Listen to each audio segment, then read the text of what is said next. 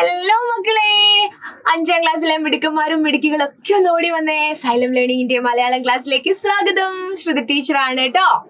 അപ്പൊ എന്റെ കുഞ്ഞുങ്ങളെ, ഇന്ന് നമുക്ക് പുതിയൊരു പാഠമാണ് പഠിക്കാനുള്ളത്. ലൈവ് ക്ലാസ്സിൽ ടീച്ചർ പറഞ്ഞിട്ടുണ്ടായിരുന്നു, എങ്കിലും ഒന്നുകൂടെ ഡീറ്റെയിൽ ആയിട്ട് നമുക്ക് അറിയാം അല്ലെ. അപ്പൊ നിങ്ങൾ എല്ലാവരും വാട്സപ്പ് കമ്മ്യൂണിറ്റി ഗ്രൂപ്പിൽ ജോയിൻ ചെയ്തിട്ടുണ്ടോ? ഉണ്ടെങ്കിൽ മാത്രമാണ് നമ്മുടെ നോട്ട്സ് ഒക്കെ മക്കൾക്ക് കിട്ടുകയുള്ളൂ കേട്ടോ. അപ്പൊ കുഞ്ഞുങ്ങൾ എന്ത് ചെയ്യണം? വാട്സപ്പ് കമ്മ്യൂണിറ്റി ഗ്രൂപ്പില് നമ്മുടെ ലിങ്ക് ഉപയോഗിച്ചിട്ട് ജോയിൻ ചെയ്യണം. അതുപോലെ സബ്സ്ക്രൈബ് ചെയ്യാത്തവരുണ്ടെങ്കിൽ ഇപ്പൊ സബ്സ്ക്രൈബ് ചെയ്യണേ. ഫ്രണ്ട്സിനൊക്കെ ഒന്ന് അയച്ചു കൊടുക്കണം കേട്ടോ. അപ്പൊ നമുക്ക് നോക്കാം. യൂണിറ്റ് 1 തന്നെയാണ്, പാഠം 2 ആണ് കേട്ടോ. കിളിനോട്ടം എന്ന പാഠമാണ് നമുക്കിന്ന് പഠിക്കാനുള്ളത് അല്ലേ. കിളിനോട്ടം എന്താണ്? ഈ കിളിനോട്ടം കിളികൾ, പക്ഷികൾ അല്ലേ? അതെ, സുഗതകുമാരി ടീച്ചർ എഴുതിയ ഒരു കത്താണ് കേട്ടോ ഇത്. സുഗതകുമാരി ടീച്ചർ മക്കൾക്ക് വേണ്ടി, കൂട്ടുകാർക്ക് വേണ്ടി എഴുതിയ ഒരു കത്താണ് കേട്ടോ. ഇപ്പൊ സുഗതകുമാരി ടീച്ചർ ഇല്ലല്ലോ, ഇല്ല. അപ്പൊ സുഗതകുമാരി ടീച്ചറുടെ കിളിനോട്ടം നമുക്കൊന്ന് നോക്കിയാലോ.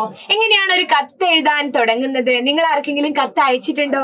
നിങ്ങൾക്ക് ആരെങ്കിലും കത്ത് ഇങ്ങോട്ട് അയച്ചിട്ടുണ്ടോ? പണ്ട് കാലത്തൊക്കെ ഗൾഫിലൊക്കെ ഉള്ളവർക്ക് അല്ലെ, നമുക്ക് വിദേശത്തുള്ളവർക്ക് കത്തുകളായിരുന്നു അല്ലെ പ്രധാനമായിട്ടും. അല്ലാതെ ഇപ്പോഴത്തെ പോലെ ഫോണൊന്നും ഇല്ലായിരുന്നു അല്ലെ.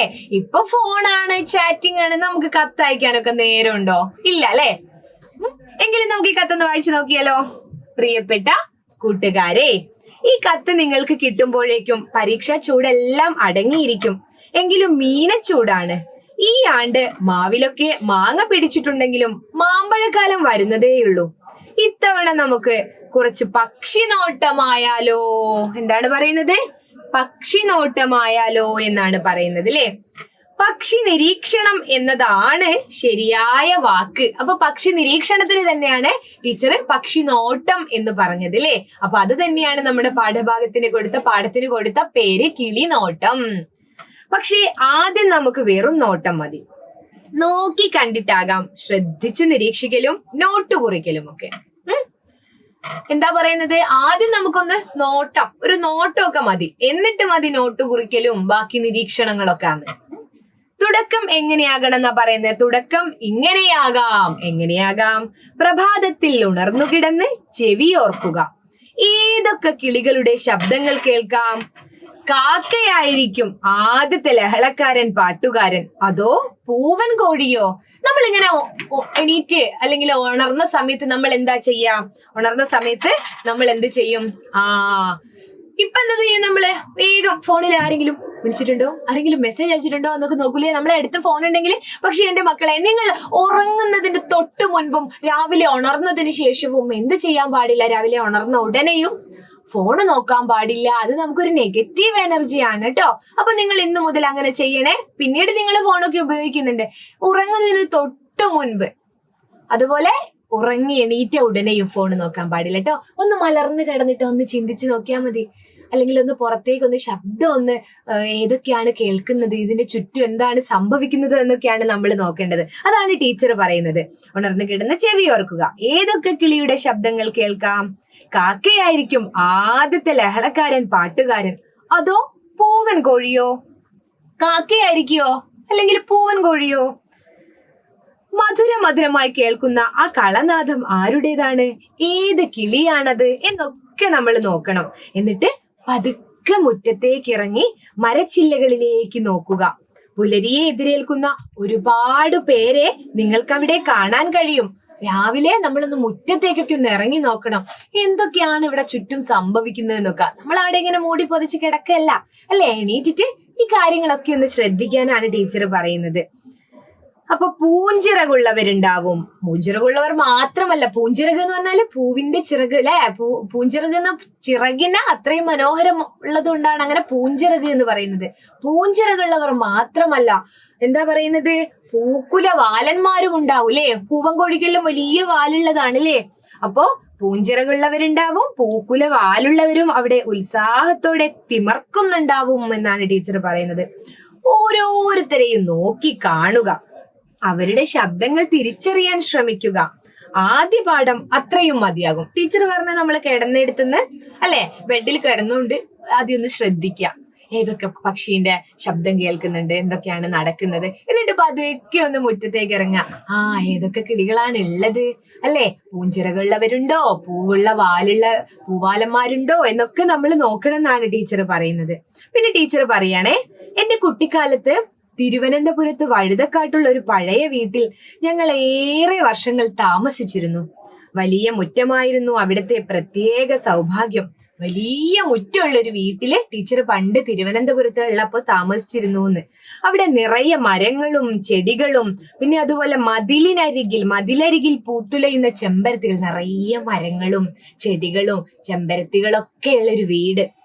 മുല്ലവള്ളികൾ അല്ലെ, എന്ത് രസമായിരുന്നു അവിടെ കളിച്ചു നടക്കാൻ എന്നാണ് ടീച്ചർ പറയുന്നത്. നല്ല രസമാണ് അല്ലെ, മരങ്ങളും ചെടികളൊക്കെ ഉള്ള ഒരു വീട്ടില് വല്ലാത്തൊരു തണുപ്പായിരിക്കും അവിടെ. നല്ല കാണാനും ഭംഗിയുണ്ടാവും, ഒരു തണലുണ്ടാവും, നല്ല സുഖമാണ് അവിടെ ആ വീടുകളിൽ, അങ്ങനത്തെ വീടുകളിലൊക്കെ താമസിക്കാൻ അല്ലെ.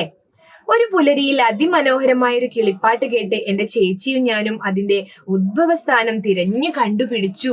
ഒരു ദിവസം ഇവരൊരു കിളീന്റെ പാട്ട് കേട്ട്, ഒരു പക്ഷീന്റെ പാട്ട് കേട്ട്, അപ്പൊ ഇവരത് ഒരു ദിവസം എന്ത് ചെയ്തത്, എവിടെ നിന്നാണ് ഈ കിളിനാദം കേൾക്കുന്നത് എന്ന് തപ്പി കണ്ടുപിടിച്ചു എന്നാണ് പറയുന്നത്. അതെവിടെയാന്ന്? ഉദ്ഭവസ്ഥാനം എന്ന് പറഞ്ഞാല് അതെവിടെയാണ്, അതിന്റെ തുടക്കം, അത് എവിടെ നിന്നാണ് കേൾക്കുന്നത് എന്നിട്ടോ. അത്ര വലുതൊന്നുമല്ലാത്ത ഒരു കോട്ടൺ ചെടിയുടെ നിറമുള്ള ഇലച്ചാർത്തുകൾക്കിടയിൽ ഒളിഞ്ഞിരിക്കുന്ന ഒരു കുഞ്ഞിക്കൂട്. എവിടെയാണ് അതിന്റെ ഉദ്ഭവസ്ഥാനം? ഒരു കോട്ടൺ ചെടിയുടെ ഇലച്ചാർത്തിന്റെ ഉള്ളിൽ ഒരു കൂട്, ഒളിഞ്ഞിരിക്കുന്ന ഒരു കുഞ്ഞിക്കൂട് ഇവര് കണ്ട്. ഞങ്ങളെ കണ്ടാകാം അതിൽ നിന്നൊരു കറുത്ത തൊപ്പിക്കാരൻ ചെറുകിളി പെട്ടെന്ന് പറന്നുപോയി. എങ്ങനെയുള്ള ചെറുകിളിയാ? കറുത്ത തൊപ്പിക്കാരൻ, ഒരു തൊപ്പിയൊക്കെ വെച്ചിട്ടുള്ള ഒരു ചെറുകിളി പെട്ടെന്ന് പറന്നുപോയി. പിന്നീട് നോക്കി നോക്കി ഞങ്ങൾ ആ കൂട്ടിൽ 2 കിളികൾ ഉണ്ടെന്നും അവയുടെ പേരെന്താ? ബുൾബുൾ. ആ കൊമ്പുള്ള തൊപ്പിയുള്ള കിളീന്റെ പേരെന്താന്ന് പറഞ്ഞേ? ബുൾബുൾ എന്നാണ് എന്ന് പറഞ്ഞ്. മലയാളത്തിൽ അതിനെ ഇരട്ട തലച്ചി എന്ന് വിളിക്കുമെന്നൊക്കെ ഞങ്ങൾ മനസ്സിലാക്കി. നിങ്ങളുടെ നാട്ടിൽ എന്താ അതിനെ വിളിക്കുക? ഇരട്ട തലച്ചി എന്നാണോ, അല്ലെങ്കിൽ നിങ്ങൾ ബുൾബുൾ എന്നാണോ? ബുൾബുൾ. ഞങ്ങൾ ബുൾബുൾ എന്ന് പറയും അതിനെ കാണുമ്പോ. അത് വരാറുണ്ട് കേട്ടോ വീട്ടിലൊക്കെ. നിങ്ങളെ വീട്ടിൽ വരാറുണ്ടോ? പതുങ്ങി ചെന്ന് ആ കൂട്ടിനുള്ളിൽ നോക്കലും പതിവായി. ഒരു ദിവസം അതാ പഞ്ഞിയും നാരുകളും കൊണ്ട് ഭംഗിയിൽ പണിത ആ കൂട്ടിനുള്ളിൽ 2 മുട്ടകൾ. അവര് നോക്കിയപ്പോ എന്താ കണ്ടത്? 2 മുട്ടകൾ കണ്ടു. കിളികൾ മാറി മാറി അവിടെ കാവലിരിപ്പാണെങ്കിലും ഞങ്ങൾ 2 കൊച്ചു പെൺകുട്ടികൾ അപകടകാരികളല്ല, കൂട്ടുകാരികളാണ് എന്ന് അവർ തിരിച്ചറിഞ്ഞു കാണും. ആദ്യമൊക്കെ ഇവരെ കാണുമ്പോൾ ഒരു പേടി, പക്ഷെ ഇവർ ഉപദ്രവിക്കുന്നൊന്നുമില്ല എന്ന് കണ്ടപ്പോ അവർക്ക് മനസ്സിലായി ഇവർ ഉപദ്രവകാരികളല്ല, ഇവർ കൂട്ടുകാരികളാണ് എന്നല്ലേ. പിന്നെ ആ മുട്ടകൾ വിരിഞ്ഞു. കുഞ്ഞുങ്ങൾ പുറത്തു വന്നു. കൂട്ടിൽ ആരും ഇല്ലെങ്കിൽ അവ മിണ്ടാതിരിക്കും. കുഞ്ഞുങ്ങളല്ലേ. അച്ഛൻ കിളിയും അമ്മ കിളിയും തീറ്റ തേടി കൊണ്ടുവന്ന് കുഞ്ഞു ചുണ്ടുകൾക്കുള്ളിൽ വെച്ചു കൊടുക്കുന്നത് ഞങ്ങൾ ആഹ്ലാദത്തോടെ കണ്ടു നിന്നു. ഈ അമ്മക്കിളിയും അച്ഛൻ കിളിയും എന്ത് ചെയ്യും? പുറത്തു പോയിട്ട് കുഞ്ഞുങ്ങൾക്ക് വേണ്ട ഭക്ഷണം കൊണ്ടുവന്നിട്ട് അവരുടെ ചുണ്ടുകൾക്കുള്ളിൽ വെച്ചു കൊടുക്കുന്നത് ഇവര് ആഹ്ലാദത്തോടെ കണ്ടു നിന്നു എന്നാണ് പറയുന്നത്. ആ വഴിയെങ്ങാൻ ഒരു പൂച്ചയോ മറ്റോ പോയാൽ അവർ പുറപ്പെടുവിക്കുന്ന അപകട ശബ്ദം ഞങ്ങൾ തിരിച്ചറിഞ്ഞു. ആ വഴിക്ക് പൂച്ചയോ എന്തെങ്കിലും പോയിട്ടുണ്ടെങ്കിൽ അവര് വല്ലാത്ത എന്നൊക്കെ ഉള്ള ഒരു ശബ്ദമായിരിക്കും പുറപ്പെടുവിക്കുക അല്ലെ. എന്നും പുലരിയിൽ അവരുടെ മധുരമായ പാട്ട് കേട്ടു.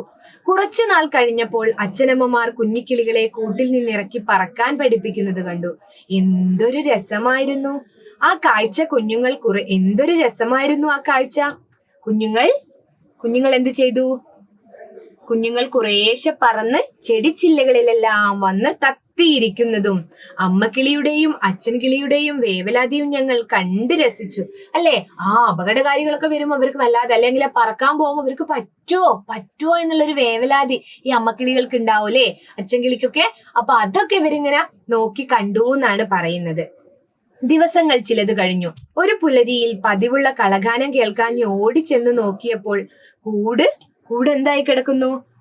കൂട് ഒഴിഞ്ഞു കിടക്കുന്നു. പറക്കമുറ്റിയ മക്കളുമായി അവർ വീട് മാറി പോയി കഴിഞ്ഞിരുന്നു. ഒരു ദിവസം നോക്കുമ്പോ അതിൽ കിളികളില്ല, കൂട്ടിലൊന്നുമില്ല, കൂട് ഒഴിഞ്ഞു കിടക്കുന്നു. അതെന്തുകൊണ്ടായിരിക്കും? അവര് കിളികൾക്ക് പറക്കാൻ പറ്റിയപ്പോ അവര് വേറെ സ്ഥലത്തേക്ക് പോയി കളഞ്ഞു അല്ലേ. ഒരു കൃത്യമായ ഇടവേളകളിലാണ് ആ കിളികൾ വന്നോണ്ടിരുന്നത് അല്ലേ. അവര് എന്താ പറയുന്നത്? ഞങ്ങൾക്ക് സങ്കടമായി. എങ്കിലും പിറ്റേ വർഷവും അവർ അതേ ചെടിയിൽ കൂടുകൂട്ടാൻ വന്നു. പിറ്റേ വർഷവും അവര് കൂടുകൂട്ടി ഇതിൽ മുട്ടയിട്ട് കുഞ്ഞുങ്ങളെ വിരിയിച്ചു എന്നൊക്കെയാണ് ഇവർ പറയുന്നത്. പല വർഷങ്ങൾ അത് ആവർത്തിച്ചു. കൊച്ചു ബുൾബുൾ കുടുംബം എന്റെ കുട്ടിക്കാലത്തിന് എന്തൊരു സൗഭാഗ്യമായിരുന്നു എന്ന് ഇന്ന് ഞങ്ങൾ അറിയുന്നു എന്നാണ് പറയുന്നത്. ആ ബുൾബുൾ കുടുംബത്തിന്റെ ഇവർക്ക് വലിയൊരു സൗഭാഗ്യമായിരുന്നു. ഈ കാഴ്ചകളെല്ലാം ഇവർക്ക് കാണാൻ പറ്റിയില്ലേ? നല്ല രസകരമായ കാര്യങ്ങള്. അതൊക്കെയാണ് ടീച്ചർ പറയുന്നത്. അപ്പൊ ടീച്ചർ പറയാണ് നമ്മളോട്, കിളികളെ പരിചയപ്പെടുക, ഇഷ്ടപ്പെടുക. അവർ ചിറകുള്ള കൊച്ചു ദേവതകളാണ്. എന്താ പറയുന്നത്? നമ്മള് ഇഷ്ടപ്പെടണം, അതുപോലെ കിളികളെ നമ്മൾ പരിചയപ്പെടണം. അവർ ചിറകുള്ള കൊച്ചു ദേവതകളാണ്. അവരെ പറ്റി വീണ്ടും എഴുതാം, അറിവുള്ളവരെ കൊണ്ട് എഴുതിക്കാം. നമ്മൾ കിളികളെ പറ്റിയെല്ലാം കൂടുതൽ അറിയണം എന്നാണ് ടീച്ചർ നമ്മളോട് പറയുന്നത്. കത്ത് എങ്ങനെയാ നിർത്തുന്നത്? സ്നേഹത്തോടെ സുഗതകുമാരി, സ്നേഹത്തോടെ സുഗതകുമാരി എന്നാണ് അല്ലെ അവസാനിപ്പിക്കുക. അങ്ങനെയല്ലേ നമ്മള് കത്ത്? എന്ന് നിന്റെ, അല്ലെങ്കിൽ എന്ന് സ്വന്തം, അല്ലെങ്കിൽ സ്നേഹത്തോടെ. ആരാണോ കത്ത് എഴുതുന്നത് അവരുടെ പേര്. ആരാണ് ഇവിടെ കത്ത് എഴുതുന്നത്? നമ്മുടെ സുഗതകുമാരി ടീച്ചറാണ്. അപ്പൊ ഇതാണ് കിളിനോട്ടം എന്ന് പറയുന്ന ആ ഒരു കഥ. ഇതിന്റെ പ്രവർത്തനങ്ങളൊക്കെ നമുക്ക് ചെയ്യണം അല്ലെ? ടീച്ചർ ലൈവിൽ ഇതൊക്കെ പറഞ്ഞിട്ടുണ്ട്. അപ്പൊ ലൈവ് ക്ലാസ്സും മക്കൾ കാണണം. ഈ ക്ലാസ്സിന്റെ വിശദീകരണവും എന്റെ മക്കള് കേൾക്കണം കേട്ടോ. അപ്പൊ എന്റെ കുഞ്ഞുങ്ങളെ, ഇന്നത്തെ ക്ലാസ് ഇവിടെ അവസാനിപ്പിക്കുകയാണ്. അടുത്ത ക്ലാസ്സിൽ ഇതിന്റെ ബാക്കി ഭാഗങ്ങളുമായിട്ട് ടീച്ചർ വരുന്നതായിരിക്കും. Bye bye.